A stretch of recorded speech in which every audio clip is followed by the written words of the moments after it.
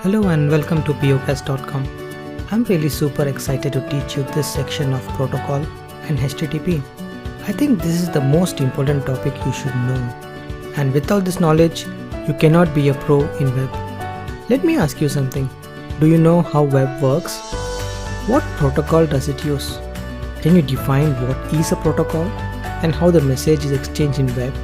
Do you know HTTP inside out? I don't want to bombard you with the questions or convince you to take this course, but I really believe that without the solid foundation of HTTP, you cannot understand complex concepts out there. And I want my students to talk like a pro and really understand it without leaving anything behind. My promise to you in this course is that after you finish taking this course, you will have a different perspective about how web works. Yes, it is like that moment when Neo finally understands the Matrix in the movie. So, jokes aside, you will learn something serious stuff here and will pick up plenty of jargons and concepts around HTTP. Remember this, everything you do in web, most of the jobs is get done by the HTTP. There is no prerequisite for this course because I'm gonna start from scratch, from ground zero. So let me walk you through what topics I'm gonna talk in this course. We'll first understand what is protocol and what that word protocol actually means. Then we'll correlate that protocol world with the web world. Then I'll explain to you what is HTTP, and then we'll show you how web uses HTTP to exchange the message. Then we understand basic theory behind HTTP, that is request and response. We look at HTTP port and content type. Then we'll understand request methods like get, post, put, etc. Finally, we'll try to understand what are the HTTP responses, what are the different numbers that represents the status codes, and then what is the meaning behind it. The most important thing you will learn are the new jargons, very helpful for future lessons. So please don't skip this lesson. I don't know what level of understanding you have about this course, but I will start from scratch. I will expect it's a ground zero session. I'll assume you are hearing about protocol and HTTP jargons for the first time and trying to understand it. So let me start the course with this understanding. So what is the word protocol actually means? Protocol in general English means agreement, contract, arrangement or deal. So in order to achieve something, we get to an agreement, we agree a deal, or we sign a contract, or we get to an arrangement. That's a real life scenario. In a communication scenario where two people want to communicate, they can make an arrangement, they can make an agreement, they can make a deal, or they can make a contract to talk in a language they both understand. Let's imagine you go to a new country. Then you will make sure you speak in English. Why? Because it is a protocol that you think everyone will understand. Same like body language. It's a protocol that many people will understand. So you use them. You can communicate only when you have protocol or a common understanding with the other person. Means both agree to a protocol. You can even say this, protocol helps to communicate. I'll give you one more definition. An agreement on a common language to communicate can be defined as a protocol. So remember this understanding of protocol. It is a contract to communicate. Let me give you another simple definition. Protocol is nothing but a set of rules to communicate. We can even call this protocol as communication protocol to make sense in the context of communication. Yes, I know, I repeated the same definition in different ways to make sure you can understand it. And I hope you understand the definition of word protocol. If not, then go back and listen again and make sure the definition stick to your vocabulary. Here onwards, I will use the word protocol, which I actually means are some kind of rules used to communicate. That will be my understanding. Next, let's define HTTP with the use of the new word that we just learned, that is protocol. Before we jump into HTTP, I want to bring the context of understanding to system level. We learned protocol as in general, right? Now let me bring you the same definition when two systems want to communicate. If human can communicate via protocol, then why not computers? Yes, computer can use a protocol to communicate. Let's say two systems want to communicate, then they have to agree on a protocol so that when they talk to each other, they understand what they are interpreting. And if the protocol is changed, then they have to re-agree on what is the new protocol that they're going to communicate on. Let's take this concept further. If you just look around yourself, we use protocol everywhere. When we connect to our home Wi-Fi, that's a Wi-Fi protocol. When we transfer a file to a server or download a file from a server, we use an FTP protocol. When we send emails, that is transferred by an email protocol. Everything that we do has a protocol, and we cannot change the protocol. Like we cannot send email with an FTP protocol, or we cannot access Wi-Fi with an email protocol. So every protocol has a set of rules, and with that rule you can only do a specific job. You must use the right protocol to communicate with the right device. Means you should talk in the device language in order to communicate with the device. If that device speaks Wi-Fi, then use that Wi-Fi protocol. If that FTP server speaks FTP protocol, then speaks in FTP protocol. That's basically how humans interact, right? If you and me understand a native language, we might be talking in that language. I hope you're getting the idea. The point I'm then trying to make is we use specific protocol to communicate to specific devices. Let me now define what is HTTP with the context I just explained to you. HTTP stands for Hypertext Transport Protocol. So let's look at the definition one by one. What is hypertext? Hypertext in general English means text that is displayed on your computer screen. And transport means the text that is being transferred. Protocol means, I bet you know what protocol is. Well, I repeated it many times. It is a rule to communicate. So let's look at things together. HTTP is nothing but a protocol that is used in the web to transfer that hypertext onto your computer or transfer over between the machines. Let me give you a simple definition. HTTP is a protocol used to communicate in web by machines. So don't assume HTTP can do everything between the two systems. HTTP typically used to transfer text between the machines on the web. So web is a very big word there. Yes, web is a keyword that we need to really understand. Then you can understand what is HTTP stands for. Web generally means it is an interlinked systems or network of networks. You can imagine like large number of systems connected with a one wire, and many systems can exchange information, and also every system connected in that network has a unique name to it.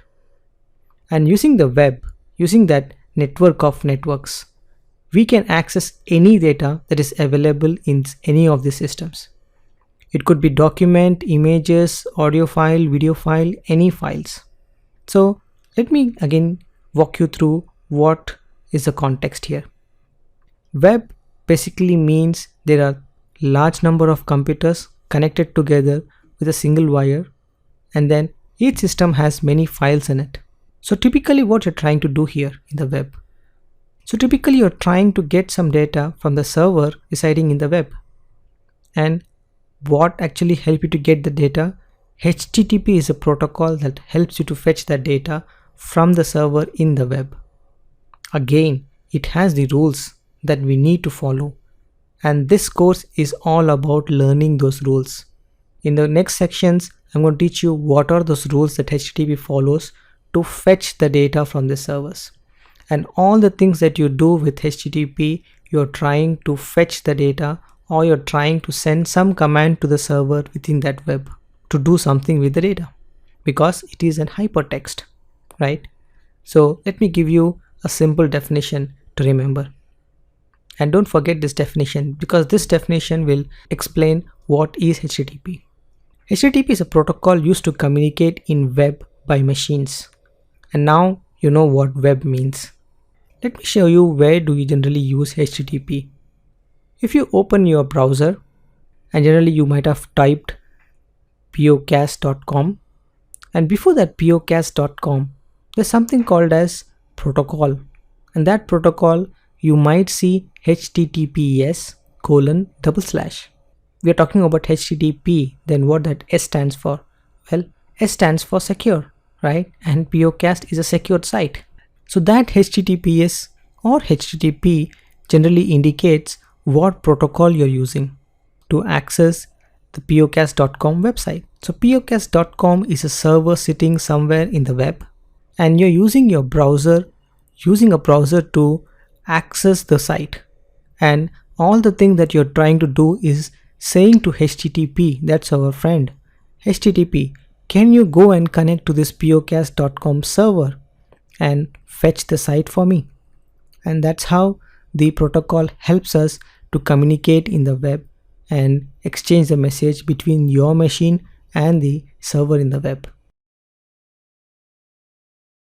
In the web, all the servers are sitting and connected. All the servers hold the hypertext. So all you have to do is to apply the universal law, and that is ask and it is given. Well, HTTP works similar way. You need to ask, or your system need to ask to get that hypertext. And all we use is, one of the example is a browser. You ask via a browser to show something. That's how the request is fulfilled. And in the web of servers, we need to go and keep asking so that the server will keep providing you with the details you ask. And it's not something new, right? We do it every day. You go to Google search engine, you ask. And then whenever you ask, the Google search engine will execute something and fetch the data for you. If you're looking at the diagram, there are two roles. That is a new jargon there. Understand this jargon because I'm going to follow this jargon throughout this course. The role on the left hand side is called requester, and the role on the right hand side is called provider. So requester is something who request and provider is something who provide. So requester needs to ask the provider, or the requester need to request and the provider has to provide something. Easy to remember this concept, right? Requester will request and provider will respond. Don't forget this diagram and the theory that we just discussed. This is the one of the more important topic or concept behind HTTP. Ask and it is given. If you don't ask, then it's not given. No request means no response. Let's make this definition go one step ahead, and then we correlate with the things we do in our daily life. By now, you should be very clear how HTTP helps to send a request and get the response. Let me bring back another jargon here, that's a client-server technology. In the client-server concept, client is a requester, server is a provider. Client makes a request and server will respond. We do this every day, right? We type the URL in the browser, that is your client. And then once the request is sent over to server, the server will respond back to your client. And what is helping us to communicate between client and server? When you do it over web and you want to access hypertext, it is the HTTP protocol that will help to send your request to the server and receive the response from the server to your client. And thanks to Berners-Lee, the gentleman who has invented this concept and make it available for us. Next, let's look at how HTTP communicate, or what's inside this protocol. So we understand there is some kind of request and response to happen in order for us to communicate in web. And HTTP is our best friend who helps us to do that work for us. Let me show you the demo on how real time this works. Obviously you won't understand everything shown in the demo because we did not learn how HTTP talks and what is its language. But I want to make you understand that there is a request and a response. Let's look at it. So let's look at how HTTP is used to send a request and get a response. So I will visit a site and now I will press F12. This will bring up the console and you have to go to the network tab, click on the network tab, and then you will see some information here, right? First thing we'll notice what is a protocol. Okay, so if you look at the URL, you're actually using an HTTPS URL, right? As I told you, S stands for secure, right? So HTTPS is trying to help us to go to this server and trying to fetch all these files for us. Okay, let's look one more time. So HTTP protocol will go and connect to the system, download the files. So all the files that is available on POCAST.com server will be downloaded by this client. So this browser is a client, or this browser is a requester, and POCAST.com is a provider, or a POCAST.com is a server. Okay, so let's look at the POCAST.com request. So when you double click this,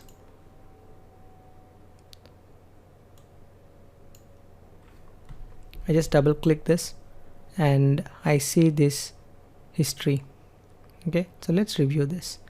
So let's say I press one more time.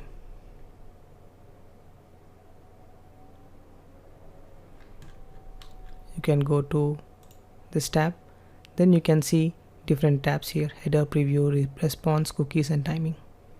Let's look at the headers. So there is a request header and a response header. So we send a request, we get a response.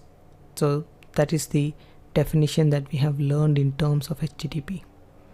So let's look at request. You might not be able to understand everything that is being sent over to the server, but I want to bring you the attention that it's saying I'm talking to you with a HTTP 1.1, means I'm using 1.1 version of HTTP to communicate to you. And where should the request should go? The request should go to POCAST.com server. Now let's look at the response. You have to click the view source. The response says, okay, I understand that even I sent you a response with 1.1 version, and it's okay, it's nice. I mean, I acknowledge your request and I am sending you the data. And if it's unable to send the data, maybe you get a separate error, that is a 403 maybe, when you don't have access to the server, right? So this is how the request and response works. Let's look back into other definitions, and then we come back here and again relook into these definitions. In the hands-on, we have seen how the browser sends the request to the server and how the server responds with the HTTP response. I'm just trying to show you what is the structure looks like for an HTTP request and a response. The response or a request will look something like this. It will have a message header, then an empty line, and then it will have a message body. When you're sending a request without any data, then the message body is empty. And well, when a HTTP send a response to you, then the message body has the data. And what details are available in the message header? Let's look into it. Let me explain about the content type. Content type means when a request has been sent from our browser to a server, and from server to our browser, we are exchanging some data. Content type is generally a type of the data that has been exchanged between the two servers, right? So in a request header, if you're seeing the screen, the request header generally says I accept this kind of data. Means this client, my browser, is telling to server that I can accept text or an HTML based output. I can accept an HTML and XML based output, and I can accept XML or an image, or actually it accepts everything, right? It's saying I have the capability to accept all these things, and that's basically a content type. So request headers is basically a header sent by my browser to the server stating what I can accept. And when the response is being sent from the server will tell us what is being sent over. So the response use the field called content type, and then it's actually mentioning text.html, which saying I have sent you the HTML files. And HTML is a generic content type, can include CSS, JS, JavaScripts, can include your HTML files, all those things. So this is a very key concept when you deal with request and response. So let's say you're writing a program. Let's say you're sending a video file, right? And then you want to send the content type to a type video. So you can write a program. In the program, you generally set the request header to say, I'm not sending a text, I'm sending a video.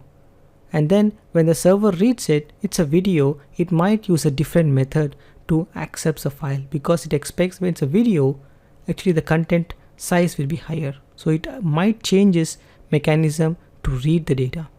And in the similar manner, when server try to send the data to Chrome using the content type saying it's a video, the Chrome can change its behavior to say, oh, this could be a large file, so I better download this file, or better I show them right away, right? So content type is really an important topic in HTTP. Let me show you another property of the request that is called as request methods. If you look at the request headers, you can see the first is a general, right? General actually say request method is get, right? So it's actually trying to get something, right? And if you look at the request header parsed, you can see it's also a get method. So request method generally are many types. Request types are used by the requester to tell to provider what it want to do. The first request type is get. That's what we see. Get request type is used by the requester to tell to provider that it want to fetch something from a server. It's like downloading. The header request method is used by the requester to get the header information from the provider.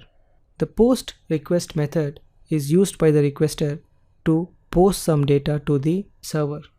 Similarly, put is to store the data at the provider. Delete is to delete the data at the provider. Trace is to request a trace from a provider. Option is sent by the requester to request what options does provider support. And connect generally is used in a proxy scenario wherein you're trying to make an SSL connection. And there are other extension methods. Actually, there are many request methods. The most important ones are get, post, put, delete. So these are the 4 options you will use mostly in your interface development. Let's look at status response code, which actually means when a request has been sent to a server, how the server has processed that request and what happened at the server. Let's take an example. When the request has been sent to a server, the server could be crashed. The server don't know what to do with the request. The server could not find the resource that requester is asking, or the server is just crashed. So in those scenarios, there should be some responses sent back to the requester to tell him what happened, right? And that is the response status code. So if you look at the property here, you see a number called 200, and server is not gonna send a big text in a description stating what happened. It uses this shortcode notation to identify or to tell to requester to say this is what happened at the server. And 200 generally indicates it's a success. And if you look at the response header, you can find that 200, which means it's okay, means everything is success. Let's look at all the response code that is been sent over by the provider to the requester. It's a response code, so it's sent as a response by the provider. And you can find this response code as I showed you previously in the Explorer. Previously you have seen the status code 200 as an OK. So I'm just going to list out all the different codes that is been sent from a provider. If the code starts with 1, it actually means the request is received and server is continuing the process. Why server want to send 100 or 101 information back to requester? So it basically could be a technical act to say, I received your message, but I'm still processing it. The 200 generally say, okay, I understood your request and this is the output, and everything has been served. 3 means it's a redirectional, wherein a further action must be taken in order to complete the request. When you see a status code starting with 4, means it is an error. All the status codes with 400, 401, 403 are error status codes, which could be result into a bad syntax, or the request is not been understood, or the resource is still not there on the provider and then requester is requesting for it. And anything that starts with 500 is basically a server error. It's not the issue with the requester. Requester might ask anything that's available on the server, but server could not provide it because of the server have some internal issue. That's when server will provide a status code starting with 5, which means server failed to serve the request. Port you can think like a small holes to the computer, through which server accepts the data and sends the data. Server provides number representation to each of these ports. You are using HTTP request or response, it will be 80 port. If you are using an HTTPS based request and response, then it will be 443 ports. If you have to imagine server as a bottle of water. Then port are the small holes that you drill through it, through which you can actually extract the water. Similarly, if server accepts HTTP, it will open 80 port. If it accepts secured connection, that is HTTPS connection, it will open a 443 port on its server. So remember these numbers, they are fixed, they are standards, but it can be changed. So whenever someone say I'm connected to an 80 port or can you connect to an 80 port, they are referring to a standard port. And HTTPS generally is a 443. When it's secured, actually the data is encrypted. Even at the client side, even at your system side, you will be sending all your HTTP data via that same port. It's like client will come to a server water bottle and put a glass on the port 80 and request for water, then server will respond with the water.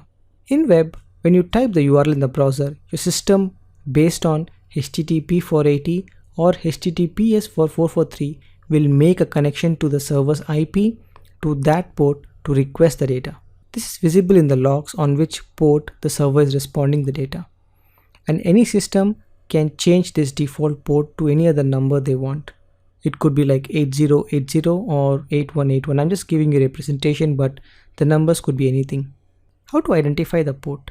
So every server has an IP address, right? So we define a port after the IP address. We put a IP address, colon, and the port. And that port is not visible when you typed pocast.com because you're not referring to that IP. You're referring to an host name.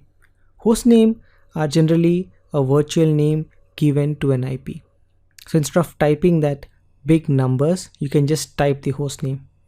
And in the background with the protocol, let's say I'm using a protocol called HTTPS, I'm automatically routed to 443 port on that specific server.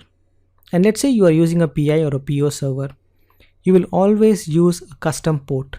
You might not be using an IP address and imagine the HTTPS will connect to 443. That's not going to happen. The PO or PI servers will actually have a separate port. So every time you access that URL, you will use the host name or the IP colon the port name to access that port and saying that using this port, try to make a connection and send the data. Well, in case of FTP protocol, it is 21 or 22. Of course, they are standard port, but that can be customized to any number. So remember, from a HTTP context point of view, HTTP is 80 and HTTPS is 443. That's a lot of information being shared. Let me summarize and redefine or just recap what we have learned.